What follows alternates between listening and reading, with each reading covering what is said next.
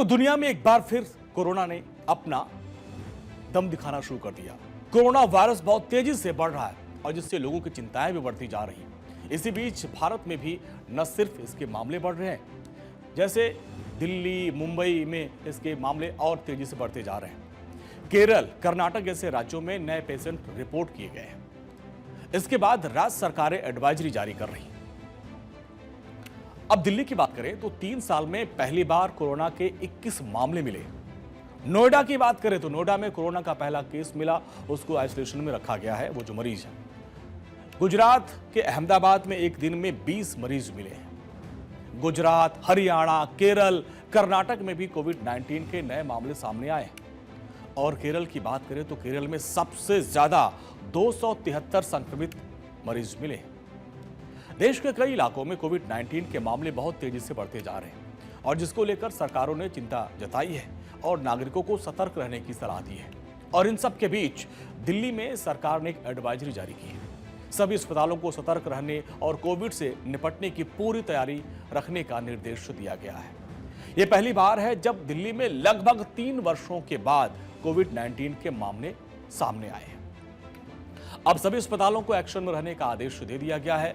Bed, oxygen, दवाएं, vaccine की उपलब्धता तैयार रखने का आदेश दिया गया है।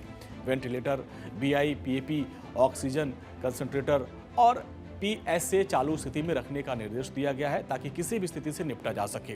कोविड-19 के सभी पॉजिटिव सैंपल्स को जीनोम सीक्वेंसिंग के लिए एलएनजेपी भेजने का भी निर्देश दिया गया है। अच्छा, राहत की बात यह है कि अभी तक कोरोना से संक्रमित ज्यादातर मरीजों में हल्के लक्षण दिखाई दे रहे हैं, तो घबराने की जरूरत नहीं है। दक्षिण एशिया में कोविड मामलों में उछाल संभवतः JN.1 वेरिएंट के प्रसार के चलते हो रहा है। एक्सपर्ट की माने तो यह वायरस काफी सक्रिय है, लेकिन इसे अभी तक विश्व स्वास्थ्य संगठन की तरफ से चिंताजनक वेरिएंट के रूप में वर्गीकृत नहीं किया गया है। देश में कोरोना के मौजूदा हालात पर नजर डालें तो केरल में फिलहाल सबसे ज्यादा प्रभाव इसका नजर आ रहा है। महाराष्ट्र में भी अच्छे खासे कोरोना के मामले सामने आ रहे हैं। अब आप इसको जानिए कि किस तरह से, कहां पे कितने मामले हैं। अकेले महाराष्ट्र की बात करें तो 45 नए मामले सामने आए हैं। 35 मुंबई से, 4 पुणे में, 2 कोल्हापुर, 2 रायगढ़, 1 लातूर और 1 ठाणे में पेशेंट मिला है।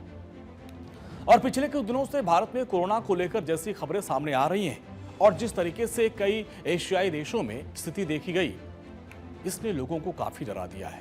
लोगों के मन में एक बड़ा सवाल बना हुआ है कि क्या भारत में कोरोना की एक और लहर आने वाली है।